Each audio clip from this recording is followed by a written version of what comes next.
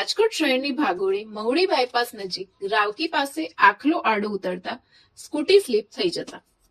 Gondal road ST workshop પાછળ આવેલ આંબેડકરનગર 14 માં રહેતા નવીનભાઈ મનસુખભાઈ ચૌહાણ ઉંમર 26 વર્ષ નામનો યુવાન રાત્રે 10 વાગે લોધિકાના રાવકી ગામમાં આવેલા મામા સાહેબના મંદિર નજીક વાહન અકસ્માતમાં ઈજાગ્રસ્ત થતા સારવાર માટે રાજકોટની સિવિલ હોસ્પિટલમાં ખસેડાયો હતો, પરંતુ યુવાનનું ગંભીર ઈજા તથા સારવાર દરમિયાન મોત નીપજ્યું છે. યુવાન પુત્રના મોતથી તેના પિતા મનસુખભાઈ, માતા સરલાબેન અને જવાનજોત પતિના મોતથી પત્ની અવનીબેન નવીનભાઈ ચૌહાણ અને તેમના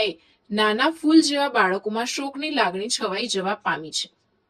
આ સમગ્ર ઘટનાનો સીસીટીવી કેમેરામાં જોવામાં આવે છે. તે મુજબ રાજકોટ મહાનગરપાલિકાની બેદરકારીઓ દેખાઈ રહી છે,